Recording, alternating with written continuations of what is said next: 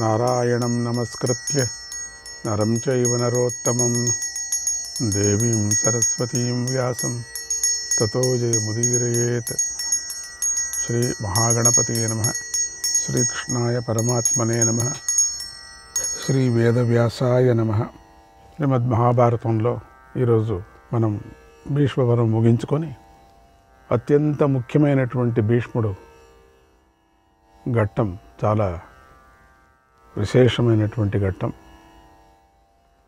దాంట్లో మనము అనిపించదు యుద్ధంలో చాలా తెలుసుకోవాల్సిన ఏమున్నాయని. యుద్ధంలో ఏమున్నాయి తెలుసుకోవాల్సింది అంటే ఇంకా తెలుసుకోనిది ఎప్పుడైతే అది కూడా మనం తెలుసుకోవాలి కదా. ఎందుకు ఆ యుద్ధం వచ్చింది, ఎవరెవరు సస్తారు అనేది కూడా అంతా కొంతమంది శాపగ్రస్తులు కదా, వరగ్రస్తులు, శాపగ్రస్తులు. అందుకని యుద్ధం రావాల్సి వచ్చింది. మరి ఈ రోజు నుంచి మనం ద్రోణ పర్వానికి మనం వెళుతున్నాం. ద్రోణ పర్వంలో 1వ అధ్యాయం. జనమేజయుడు వైశంపాయన మహర్షిని ఇలా అడుగుతున్నాడు. మహర్షి, భీష్ముడు సాటిలేని సత్యం, ఓజస్సు, బలం, పరాక్రమాలతో కూడినవాడు కదా. ఆ భీష్ముడిని శిఖండి పడగొట్టాడు. ఆ భీష్ముడు పడినందుకు ధృతరాష్ట్రుడు ఎంతో శోకించాడు. భీష్ముడు ఆయనకు పెద్ద తండ్రి కదా. ఆయన పతనానికి ధృతరాష్ట్రుడు ఎలా ప్రవర్తించాడు? దుర్యోధనుడు భీష్మ ద్రోణాది మహారథుల అండలో, వాళ్ళ యొక్క నీడలో సహాయ సహకారాలతో పాండవులను ఓడించి రాజ్యాన్ని పొందాలనుకున్నాడు. ఒక భ్రమలో ఉన్నాడు. అతడి యొక్క ఆశ తీరిందే. ఎక్కడ తీరుతుందండి? ముఖ్యమైన తలనే పడిపోయింది కదా. ఇంకా ఇప్పుడు అత్యంత ముఖ్యమైన తల ఈరోజు వచ్చేటువంటి ఈ ద్రోణ పర్వంలో ధనుర్ధారులందరికీ కూడా భీష్ముడు ధ్వజం వంటివాడు. అటువంటి భీష్ముడు పడిపోగానే దుర్యోధనుడు ఎలా ప్రవర్తించాడు? ఓ మహర్షి, నాకు విషయాలు చెప్పు అని అడిగాడు. ఏమైంది తర్వాత? వైశంపాయన మహర్షి ఇలా చెప్పాడు. ఓ మహారాజా, ధృతరాష్ట్ర మహారాజు తన పెద్ద తండ్రి అయినటువంటి భీష్ముడు పడిపోవటాన్ని సంజయుడి ద్వారా విన్నాడు. ఎంతో దుఃఖించాడు. శాంతిని పొందలేక బాగా ఆలోచించసాగాడు. అది రాత్రి సమయం. ఆ సమయంలో సంజయుడు కురుక్షేత్రం నుండి హస్తినాపురానికి వచ్చాడు. భీష్ముడి పతనం గురించి చెప్పాడు. ఆ మాట విని ధృతరాష్ట్రుడికి మనస్సు తీవ్రంగా కలత చెందింది. పుత్రుల జయాన్ని కోరుకుంటూ అసమర్థుడులాగా విలపిస్తూ సంజయుని ఇలా అడిగాడు ధృతరాష్ట్రుడు. ఓ సంజయ, భీష్ముడు భీకరమైన పరాక్రమం గలవాడు కదా, ఆయన చాలా మహాత్ముడు కదా. ఆ భీష్ముడిని గురించి బాధపడుతూ ఆ సమయంలో మనవాళ్ళైనటువంటి కౌరవులు ఏం చేశారు? ఆయన శూరుడు, మహాత్ముడు. ఆయన పడిపోగానే కౌరవులు శోకసాగరంలో మునిగి ఉంటారు కదా. అప్పుడేం వారు ఏమి చేశారు ఆ సమయంలో? ఓ సంజయ, పాండవ సేన చెలరేగితే ముల్లోకాలకు తీవ్రమైన భయం కలుగుతుంది కదా. ఆ పాండవ సేన దాడి చేస్తుంటే, దాడి అంటే వాళ్ళు మీద పడుతుంటే మన వీరులంతా అప్పుడు ఏ మహారథుడిని ఆశ్రయించారు? మళ్ళీ ఏమైంది? వాళ్ళందరికీ దిక్కుతోచుకుంటుంది కదా. మన వైపున ఆశ్రయించడానికి తగిన మహారథుడు ఎవడున్నాడు? భీష్ముడి పడిపోగా రాజులందరూ ఏం చేశారు? నాకు విషయాలు పూర్తిగా చెప్పు అని అడిగాడు. మాటిపాటికి మనవాళ్ళు తట్టు ఎవరున్నారు, మనవాళ్ళు ఇట్లా. పాండవులు మాత్రం పాండవులు అనేవాడు, వాళ్ళు మనవాళ్ళు కాదు పాపం. అప్పుడు సంజయుడు ధృతరాష్ట్రుడికి ఇలా చెప్పాడు. మహారాజా, చెబుతున్నాను విను. నీ వారు పాండవులు కూడా విడివిడిగా ఆలోచించారు. అందరూ క్షత్రియ ధర్మం గురించి ఆలోచించారు. కఠోరమైన ధర్మాన్ని నిందించుకున్నారు. ఎందుకంటే భీష్ముడు పడిపోవటం చూసి అయ్యో ఎంత పని అయిందని వాళ్ళు నిందించుకున్నారు. భీష్ముడికి నమస్కారం చేసి ఆయనకు బాణాలతో తలగడను శయ్యను అర్జునుడి సహాయంతో ఏర్పాటు చేశారు. ఒకరితో ఒకరు మాట్లాడుకొని భీష్ముడికి రక్షణ కల్పించారు. తర్వాత భీష్ముడి అనుమతి తీసుకొని ఆయనకు ప్రదక్షిణం చేశారు. తర్వాత అందరూ గుమిగూడి కోపంతో ఒకరినొకరు చూసుకొని కోపించారు. మళ్ళీ యుద్ధానికి సిద్ధమయ్యారు. అప్పుడు తుర్యనాదాలు బేరీనాదాలు చెలరేగాయి. నీ సేనలు శత్రుసేనలు యుద్ధానికి సిద్ధమయ్యాయి. సూర్యుడు అస్తమిస్తూ ఉండగా గాంగేయుడు పడిపోయాడు. ఆ సమయంలో భీష్ముడు యుద్ధం మానుకోమని ఎంతగానో చెప్పాడు. అప్పుడు అయినా వీరెవరు మీ వారెవరు కూడా వినలేదు. ఆయుధాలు పట్టుకొని యుద్ధం చేయటానికి ముందుకు దూకారు. అప్పుడు నీ వారు రాజులు వీరులందరూ నీ అవివేకం వల్ల, నీ కుమారుడి అవివేకం వల్ల, భీష్ముడి వధ వల్ల మృత్యువుకు వశమైపోయారు అందరూ. భీష్ముడు లేకపోవటం వల్ల నీ కుమారులు క్రూర మృగాలు నివసించే అడవిలో రక్షకుడు లేని మేకలలాగాను గొర్రెల్లాగాను అయిపోయారు అందరూ. ఊహించుకోండి, రక్షకుడు లేనటువంటి అడవిలో గొర్రెలు మేకలుగా ఉంటే ఇంకా రక్షణ ఏం దాంట్లోకి పాపం. ఆ విధంగా అయిపోయారు అనేవారు. అంటే పాండవులు పులులు సింహాలు అని అర్థం. యుద్ధభూమిలో తీవ్రమైన కలవరపాటుకు గురయ్యారు. నీ సేన నక్షత్రాలు లేని ఆకాశంలాగాను, గాలి లేని అంతరిక్షంలాగాను, పైరు నశించిన భూమిలాగాను అయిపోయింది. ఎండిపోయిన నదిలాగా అయింది. తోటి జింకలు చంపబడిన తర్వాత తోడేళ్ల మధ్య బంధింపబడిన జింకలాగా కనిపించింది. కొండగుహలోని సింహాన్ని శర్వం చంపగా అప్పుడు భీకరంగా కనిపిస్తూ ఉన్న కొండగుహలాగా ఉంది. అక్కడ గుహలాగా ఉంది. పాండవ వీరులు మాత్రము తమ తమ లక్ష్యాలను విజయవంతంగా ఛేదిస్తున్నారు. నీ సేన మాత్రం తీవ్రమైన పీడను అనుభవిస్తోంది. దిక్కు తోచుకోకుండా ఉంది. మహాసముద్రంలో 4 వైపుల నుండి పెద్దగాలి తాగిడికి బ్రద్దలైపోయిన నౌకలాగా అయిపోయింది పాపం. నీ సేన గుర్రాలు, రతికులు, ఏనుగులు అన్నీ కలత చెందాయి. ఎందరో సైనికులు చనిపోతున్నారు. అప్పుడు నీ సేన ఎంతో దీనంగా కనిపించింది. భీష్ముడు లేని కారణంగా నీ సేనలో భయపడిన రాజులు వివిధ సేనలు పాతాళంలోకి మునిగిపోతున్నట్లుగా ఉన్నారు అందరూ కూడా. కర్ణం ఈ కురవో స్మార్షు సహిదేవ వ్రతోపమః సర్వశస్త్రభృతాం శ్రేష్టం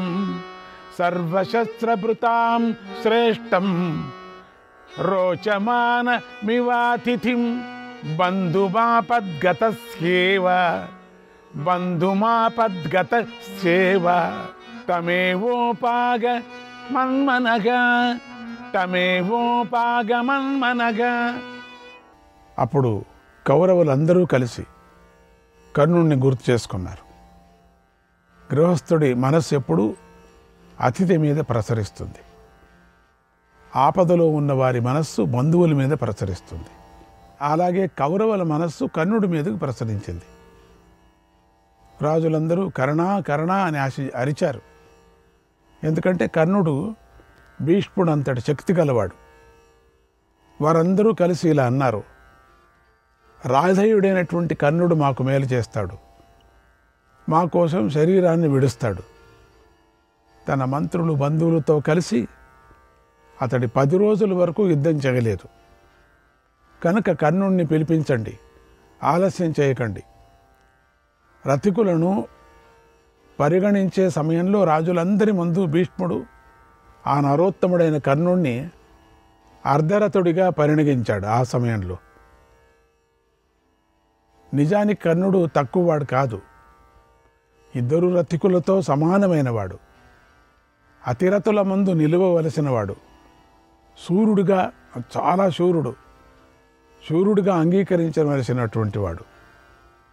రాక్షసులతో కూడిన దేవతలతోనైనా అతడు పోరాడగల ధీరుడు, సమర్థుడు. అతడు తనను భీష్ముడు అర్ధరథుడిగా లెక్కించాడనే కోపంతో ఆనాడు భీష్ముడితో ఇలా అన్నాడు: ఓ మహాత్మా, నువ్వు జీవించి ఉండగా నేను యుద్ధం చేయను, ఆయుధాన్ని పట్టను. మహాసంగ్రామంలో నువ్వు పాండవులను చంపితే గనక నేను దుర్యోధనుడిని అనుమతి తీసుకొని అడవులకు వెళతాను. ఒకవేళ నువ్వే పాండవుల చేతులు చచ్చి స్వర్గానికి వెళితే నేను కేవలం ఒక్క రథ సహాయంతోనే నువ్వు చెప్పిన మహారథులందరినీ చంపేస్తానన్నాడు. అలాంటి వాడు కర్ణుడు. ఆ కర్ణుడు నీ కుమారుడి అనుమతితో ఈ 10 రోజులు యుద్ధం చేయలేదు. ఊహించరాని పరాక్రమశాలి అయిన భీష్ముడు యుద్ధంలో విక్రమించి పాండవ యోధులను వధించాడు.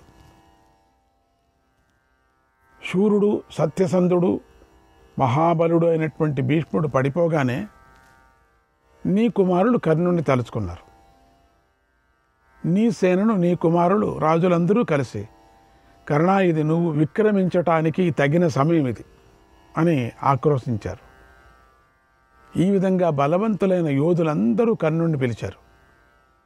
కర్ణుడు దుర్యోధనుడి కోసం శరీరాన్ని విడిచిపెడతాను, కష్టమైన పరిస్థితుల్లో మనస్సు బంధువుల మీదకు పోతుంది కదా, అలాగే మనవారి మనస్సు పరశురాముడి నుండి అస్త్రవిద్యను పొంది సహించరాని పౌరుషం గల కర్ణుడి మీదకు మళ్ళింది.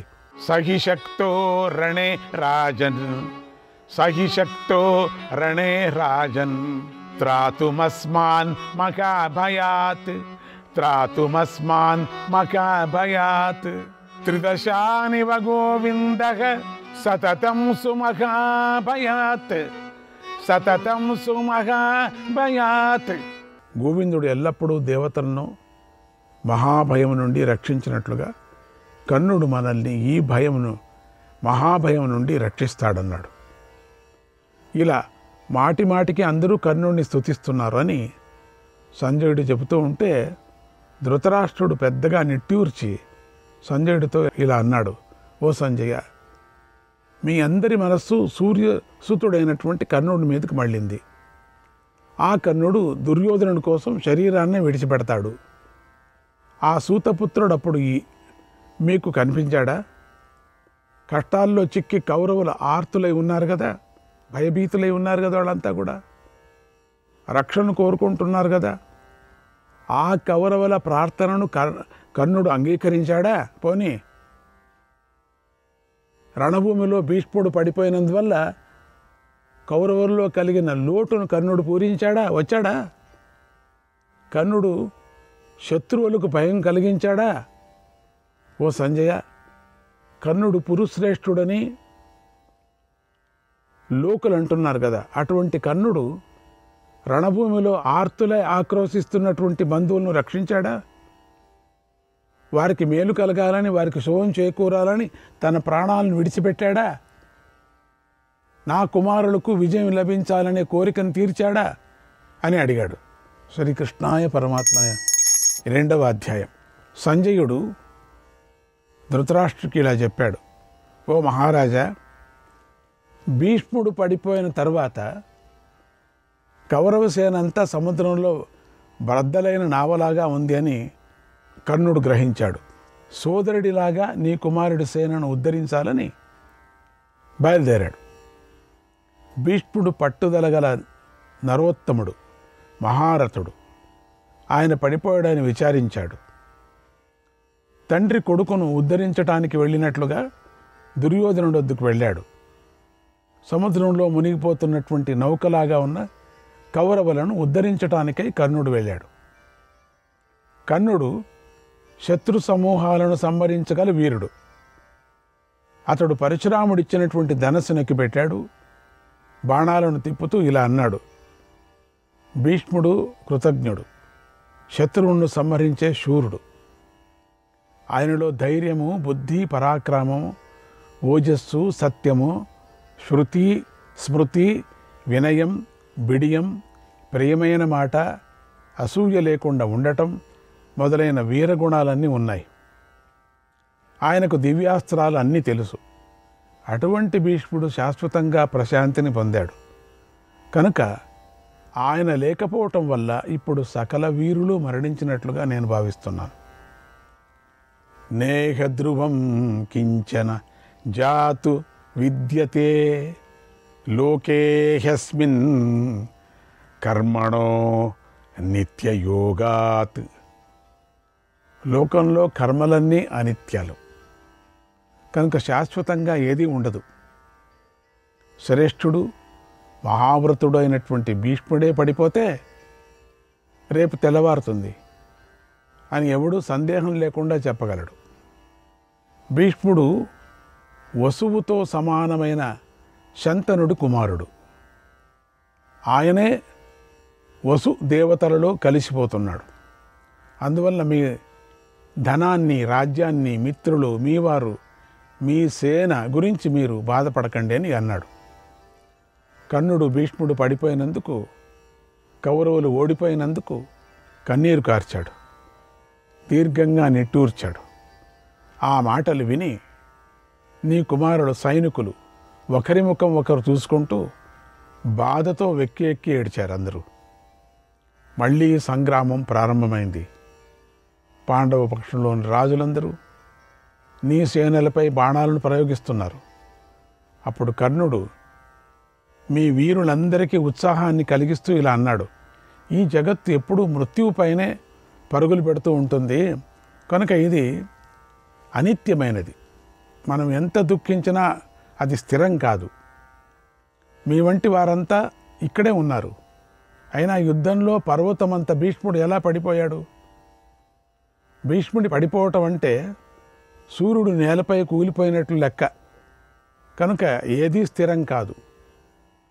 కొండలనే కూల్చి గాలిని మామూలు చెట్లు తట్టుకోలేవు కదా. అలాగే మామూలు చెట్లు ఎట్లా తట్టుకుంటాయి? తట్టుకోలేవు. అలాగే అర్జునుడు వేగాన్ని ఈ రాజులు ఎవరూ తట్టుకోలేరు. కౌరవ సేనాధిపతి అయిన భీష్ముడు పడిపోవటంతో ఇప్పుడు కౌరవుల పక్షం దిక్కులేని అయింది, ఆర్తికి లోనయింది. మన సేనలు ఉత్సాహాన్ని అంతా చంపేశారు శత్రుసేనలు. కనుక నేనిప్పుడు మహాత్ముడైన భీష్ముడు రక్షించినట్లుగా ఈ కౌరవ సేనను రణభూముల్లో కాపాడుతాను. నా మీద ఇంత పెద్ద భారం పడింది. యుద్ధంలో నేర్పరి అయిన భీష్ముడు పడిపోవటాన్ని చూస్తుంటే ప్రపంచమంతా అనిత్యమని అనిపిస్తుంది. ఈ స్థితిలో నాకు భయం ఏంటి? నేను యుద్ధభూమిలో విజృంభిస్తాను. నా బాణాలతో ఆ పాండవులను యమలోకానికి పంపిస్తాను. లోకంలో గొప్ప కీర్తిని పొందుతాను. లేదా శత్రువుల చేతులు చస్తాను. నేలపై శాశ్వతంగా పడుకుంటాను. ధర్మరాజు ధైర్యము, బుద్ధి, సత్యము, సత్వము కలవాడు. భీముడు 100 ఏనుగుల బలం కలవాడు. అర్జునుడు ఇంద్రుడి కుమారుడు, యువకుడు. అందువల్ల దేవతలైనా ఆ పాండవులను గెలవలేరు. ఆ నకుల సహదేవులు కూడా యముడి వంటి బలం గలవారు. వారికి అండగా సాత్యకి, కృష్ణుడు ఉన్నారు.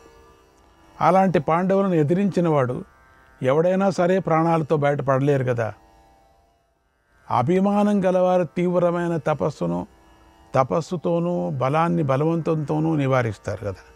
అలాగే నా మనస్సు శత్రువును నివారించటానికి, మన రక్షణకు నిశ్చలంగా ఉంది అంటూ కర్ణుడు తన సారథితో ఇలా అన్నాడు.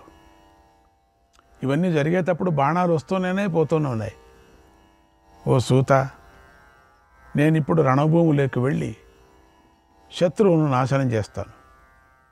నా మిత్రుడికి ద్రోహం జరిగింది, దానిని నేను సహించలేకపోతున్నాను. శ్రీకృష్ణాయ పరమాత్మనే నమః.